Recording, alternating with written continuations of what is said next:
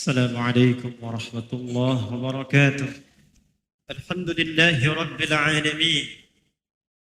الحمد لله الذي فرض علينا الجمعة لنصبح من الذاكرين.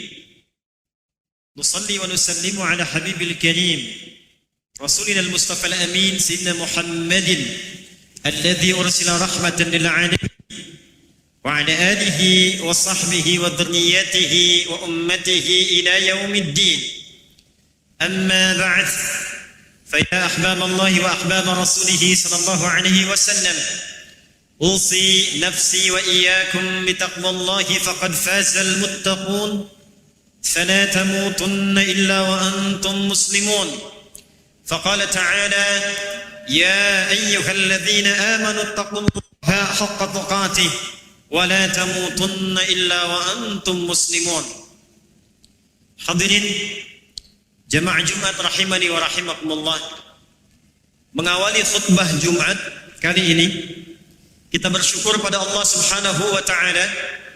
Alhamdulillah, di antara sekian hamba Allah yang tengah beraktivitas, kita yang masih diberikan kekuatan oleh Allah Subhanahu wa taala untuk mempertahankan keimanan kita dan mengimplementasikan keimanan itu dengan menunaikan ibadah Jumat di tanggal 8 di bulan Safar tahun 1445 Hijrah ini. Tidak setiap orang yang mengatakan Muslim itu disebut dengan beriman, dan tidak setiap yang beriman memiliki kemampuan untuk membuktikan keimanannya kepada Allah dengan menunaikan perintah Allah dan menjauhi larangannya. Di antara standar penglihatan iman, di antara standar parameter seorang yang dinilai beriman, maka Allah turunkan standar parameter keimanan harian berupa salat 5 waktu. Ada standar keimanan pekanan berupa ibadah Jumat.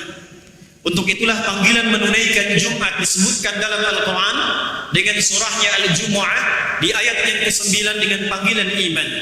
Ya ayyuhalladzina amanu idza nudiya lis-salati min yaumil jumu'ati fas'au ila dzikrillah. Hai semua orang yang telah menyatakan beriman kepada Allah Subhanahu wa taala, buktikan keimananmu kepada Allah bila terdengar panggilan dari masjid, bila terdengar panggilan untuk menunaikan salat Jumat, maka bergegaslah untuk mempersiapkan diri dan bergegas menyeru seruan Allah Subhanahu wa taala untuk menunaikan ibadah Jumat. Jumat tidak hanya diberikan pada insan yang telah berislam, tapi Jumat melahirkan pembuktian keimanan kita kepada Allah sehingga diawali panggilannya dengan panggilan iman. Berbahagialah hadirin sekalian, di antara sekian hamba Allah yang tengah beraktivitas dan mengaku beriman, kita yang terpanggil oleh Allah Subhanahu wa taala untuk membuktikan keimanan kita menunaikan Jumat di masjid yang mulia ini. Semoga Jumat yang kita tunaikan di hari ini dijadikan oleh Allah Subhanahu wa taala sebagai Jumat terbaik dari sekian Jumat yang telah kita lalui. Hadirin jamaah Jumat rahimani wa rahimakumullah.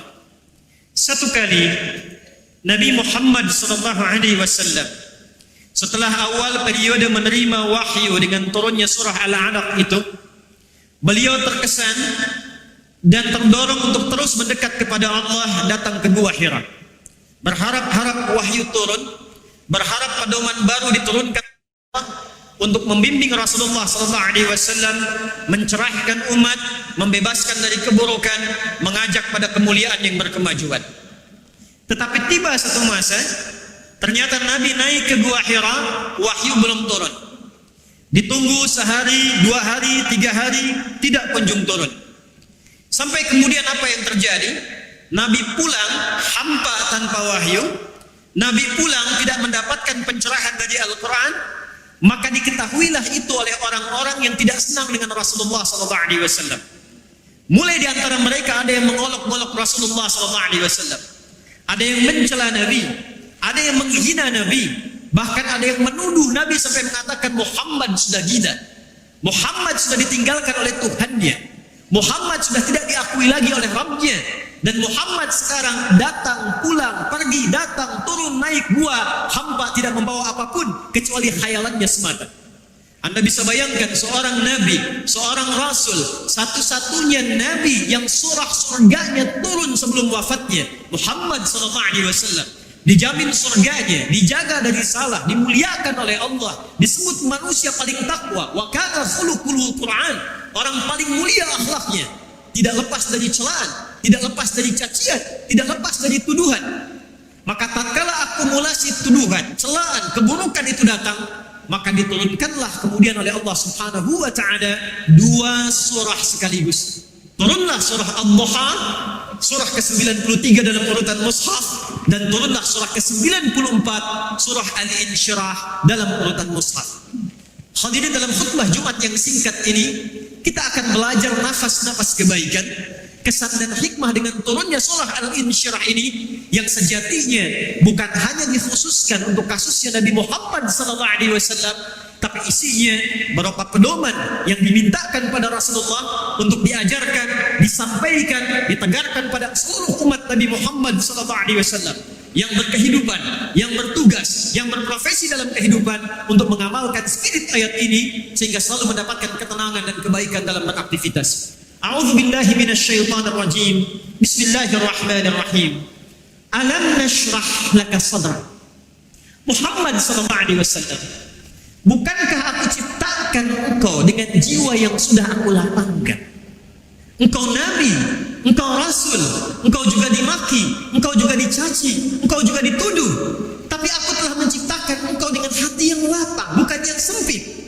Boleh jadi engkau merasa gelisah, engkau merasa tidak tenang, bukan karena tuduhan itu, bukan karena cacian itu, tapi lapangkanlah hatimu yang memang aku telah ciptakan engkau dengan keadaan hati yang begitu luas sehingga mudah menerima tuduhan-tuduhan, cacian-cacian dengan hati yang lapang dan telah luas yang Allah ciptakan itu. Hadirin, ayat yang pertama ingin memberikan kesan kepada kita bahwa sungguh di antara sekian manusia yang hidup tidak akan pernah lepas dari ujian Allah Subhanahu wa taala. Tidak ada satupun manusia yang hidup tanpa ujian. Tidak ada satupun manusia yang hidup tanpa kesulitan. Anda menjadi anak, Anda pernah sulit. Anda menjadi suami, Anda pasti mengalami kesulitan. Ada yang menjadi istri, ada yang pasti mengalami ujian. Ada yang bekerja, ada yang di kehidupan sosial. Tidak ada satupun orang yang hidup di muka bumi ini yang tidak pernah merasakan kesulitan, tidak pernah merasakan masalah, dan tidak lepas dari ujian. Quran surah kedua Al-Baqarah di ayat 155. وَلَنَبْلُوَنَّكُمْ بِشَيْءٍ مِنَ الْخَوْفِ وَالْجُوعِ وَنَقْصٍ مِنَ الْأَمْوَالِ وَالْأَنْفُسِ وَالثَّمَرَاتِ وَبَشِّرِ الصَّابِرِينَ. Kata Allah, setiap hambaku yang hidup, aku pasti akan uji dengan berbagai persoalan kehidupan yang aku tujukan ujian itu bukan ingin membebani hambaku.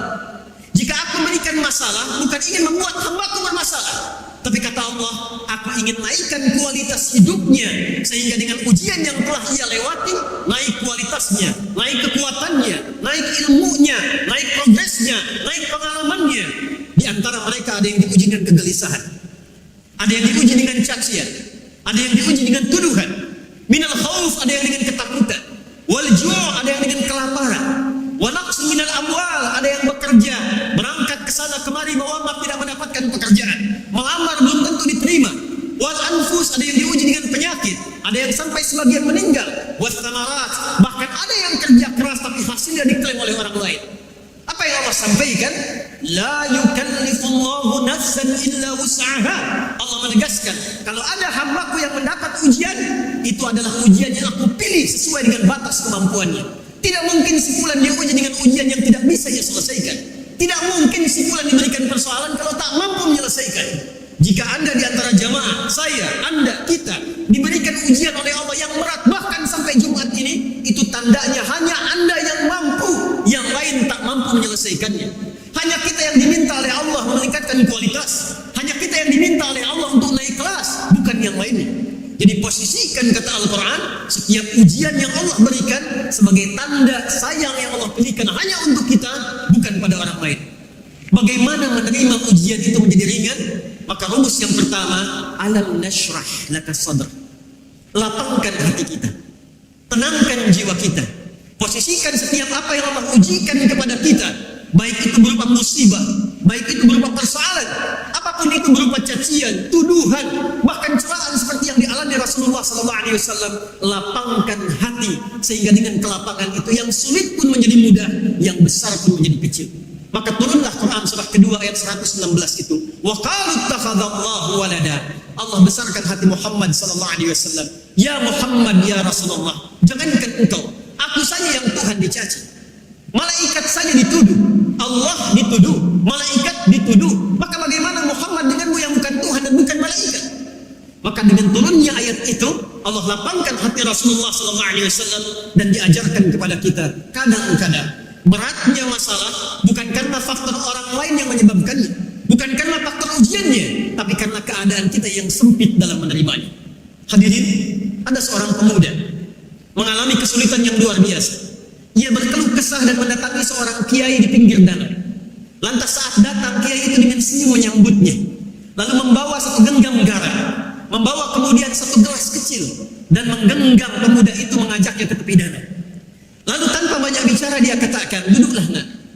Diambillah kemudian segelas air dari danau yang airnya begitu sejuk itu, maka dimasukkanlah setengah genggam dari garam tadi. Lantas setelah diaduk, kiai itu mengatakan, nak, coba minum. Pemuda itu berkata, wahai Yai, ini pasti asin sekali. Kata kiai itu, minum saja. Maka saat diminum baru seteguk dia muntahkan. Lalu beliau buang setengah genggam lagi garam yang ada di tangannya ke dalam danau itu. Lantas seketika beliau kemudian ambil air yang baru dan dikatakan kepada anak itu, silahkan minum yang ini.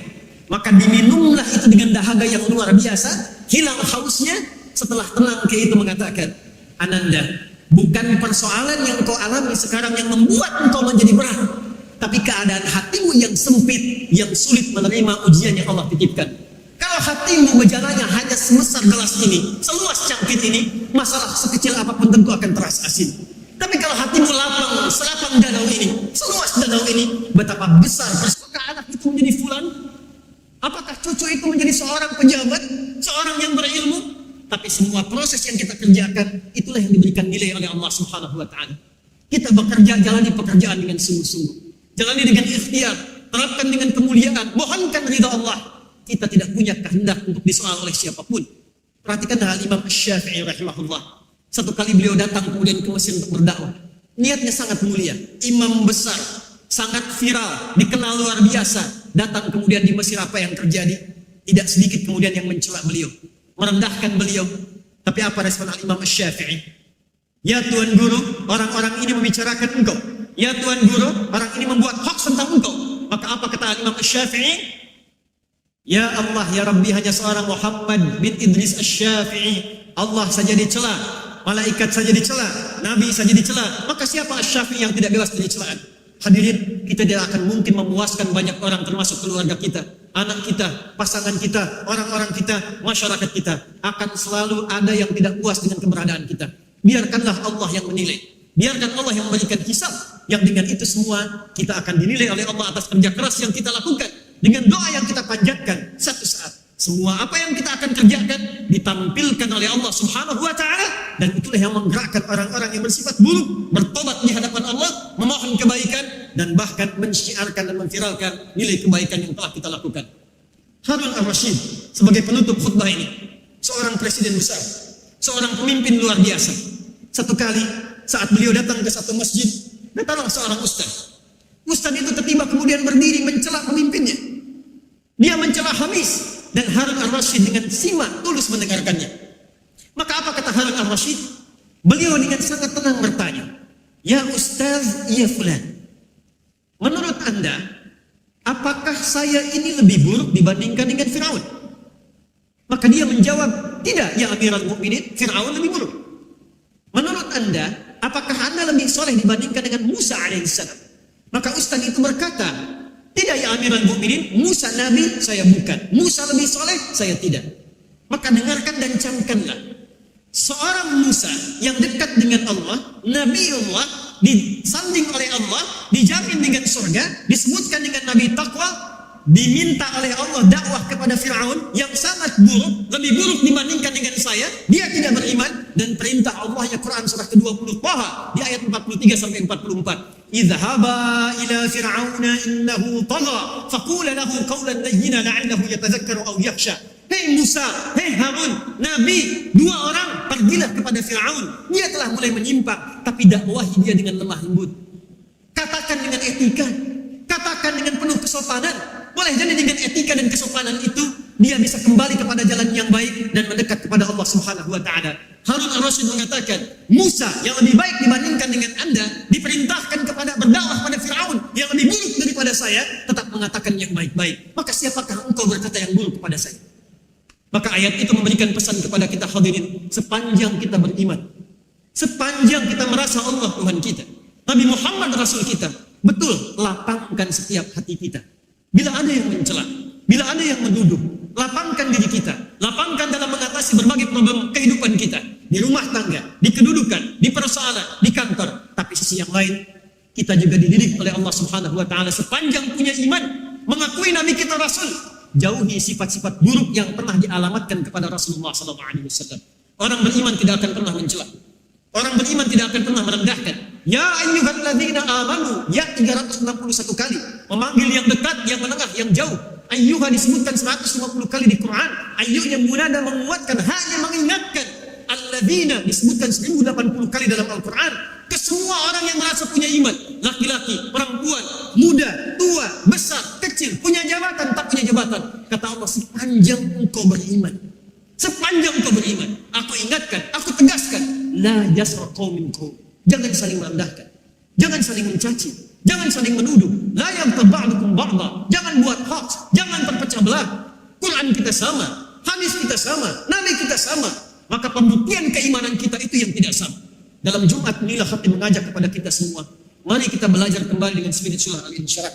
Melapangkan hati kita saat mengalami ujian, tapi saat yang bersamaan bersikap yang baik untuk mendekatkan diri kita kepada Allah dan membuktikan keimanan kita di hadapan Allah Subhanahu wa taala. Akan tiba satu masa, kata Nabi, saat keadaan akses digital itu banyak kemudian bisa diakses. Sayati alaikum zamanun, akan tiba di masa-masa kalian, taqarubul aswaq, orang-orangnya akan mudah cepat mengakses pasar-pasar. Yang dulu kita datang dengan angkot, dengan ojek sampai di tempatnya kita belanja, sekarang kita klik barangnya kemudian datang.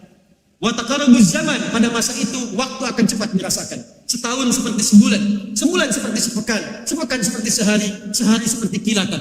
Maka saat Anda merasakan itu, percepatan digitalisasi, mudahnya akses, cepatnya waktu, yantashirul kadhib tantashirul fitan. Di masa itulah Anda akan dapatkan banyak sekali keburukan-keburukan. Hoaxnya banyak, sifat merendahkan banyak, manipulatif banyak, tipu menipu banyak. Maka pada saat itulah Allah menguji kita lewat lisan Nabi Muhammad SAW. Orang-orang yang benar imannya, dia akan mempertahankan keimanan dengan kelapangan hatinya dan menjaga dirinya tetap baik dalam kemuliaan yang telah Allah contohkan. Barakallahu li wa lakum fil Qur'anil azim wa nafa'ani wa iyyakum lima fihi minal ayati wa dhikril hakim wa taqabbala minni wa minkum tilawatahu innahu huwas samiul alim. Ud'u Allah yastajib lakum jami'an.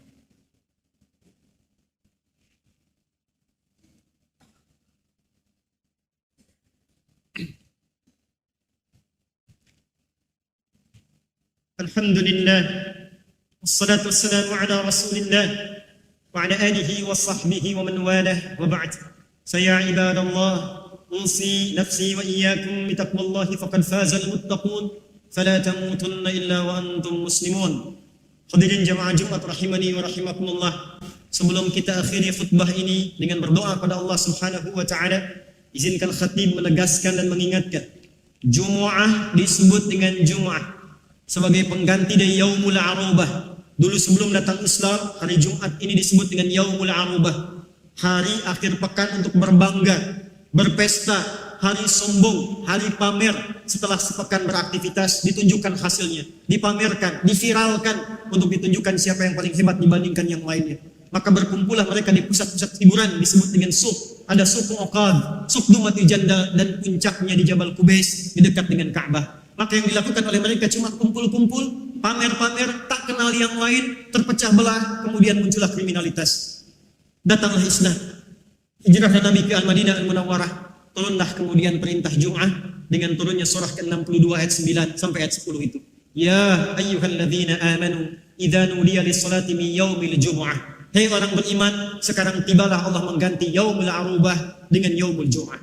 Hadirin, Jumat memiliki arti 3 pokok. Satu, berkumpul. Kedua, saling mengenal di antara yang kumpul. Dan yang ketiga, saling memperhatikan, mengisi, dan mendoakan di antara yang kumpul itu. Jadi Jumat itu dihadirkan oleh Allah untuk merubah sifat-sifat keburukan yang sejak ada di zaman jahiliyah. Yang diinginkan bukan Anda datang, duduk, ngantuk, terkadang tidur, salat dan pulang. Yang Allah inginkan melalui Rasulullah, datanglah ke Jumat. Salinglah kita mengenal, saling mengisi, saling mendoakan. Di setiap masjid yang Jumat, boleh jadi ada orang sakit, tidak punya kemampuan ke rumah sakit, datang dokter, diberikan solusi. Yang tak punya pekerjaan, datang orang yang punya pekerjaan, diberikan gambaran. Orang-orang yang tidak dapat minuman, dapat minuman. Orang yang lapar, dapat makanan. Itulah Jumat, itulah solusi. Tidak ada satupun Jumat di era Nabi kecuali dikenal satu dengan yang lainnya, kecuali erat, kecuali rukun, dan terhindar dari perpecah belahan. Malu kita kalau tiap pekan Jumat ternyata saling menghina, tiap pekan Jumat saling merendahkan, tiap pekan Jumat saling mencaci, tiap pekan Jumat tidak mendapatkan spirit dari Jumat.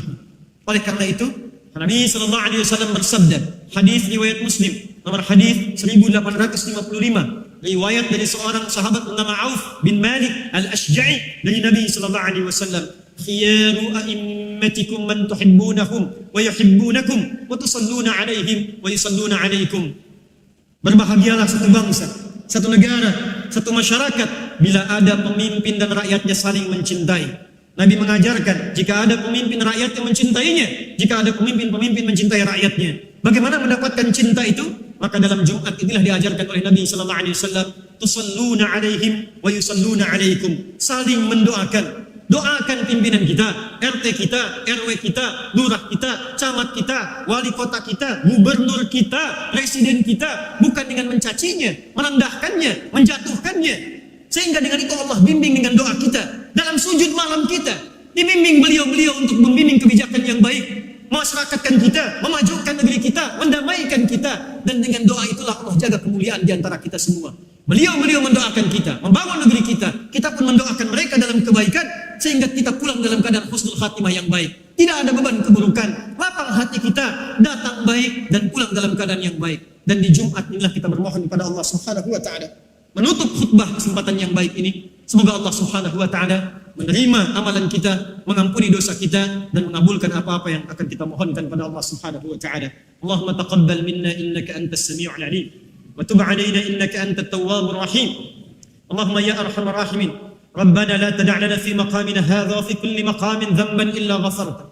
Ya Allah, jika ada seorang pendosa hadir di Jumat ini atau sekitaran masjid ini, jangan biarkan dia meninggalkan masjid ini kecuali Engkau ampuni seluruh dosa-dosanya ya arhamar rahimin. Allahumma wala hamman illa farajtah. Ya Allah, jika ada yang datang di Jumat ini membawa kegelisahan, jangan biarkan ia pulang kecuali Engkau telah tenangkan keadaan hatinya. Allahumma wala maridan illa syafaitah. Ya Allah, jika ada di antara kami, kolega kami, keluarga kami yang mungkin tidak datang Jumat atau yang tidak hadir Jumat, Kau uji dengan penyakit seberat apapun, mohon angkat dan sembuhkan penyakitnya. Allahumma wala asiran illa yassartah. Ya Allah, ada hamba-Mu yang datang ke Jumat ini di antara mereka yang datang membawa kesulitan, mohon ya Allah angkat dan hilangkan seluruh kesulitannya. Ya arhamar rahimin, alif baina qulubina. Allahumma alif ya Allah, waltaf qulubal 'asi liyatubu ilaika fi hadhihi al-jum'ah taubatan nasuha. Ya Allah, jika ada pelaku maksiat hadir di sekitaran Jumat ini, atau bahkan kerabat kami, tetangga kami, orang terdekat kami ya arhamar rahimin, maka mohon sentuh hatinya untuk bertobat sebelum ia wafat menghadap-Mu ya arhamar rahimin.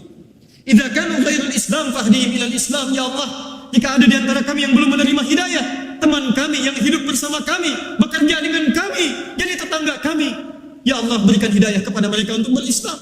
Kami hidup dengan mereka di dunia berbahagia, maka kumpulkan kami di akhirat dalam kebahagiaan yang lebih dari serupa ya arhamar rahimin. Allahumma khfad umara'ana waj'alhum udala warzuq sihhatan lahum ya arhamar rahimin wa quwwatan lahum ya rabbal alamin. Ya Allah, mohon jaga para pemimpin kami ya rabbal alamin. Anugerahkan hidayah dan taufik kepada mereka ya Allah, agar bersikap adil dalam membuat keputusan. Ya Allah, berikan hidayah kepada mereka ya Allah, agar ringan pekerjaan mereka. Bimbing mereka ya arhamar rahimin, sehatkan mereka ya rabbal alamin. Ya Allah, jauhkan mereka dari keburukan-keburukan yang mengancam hisab mereka di hari kiamat ya arhamar rahimin.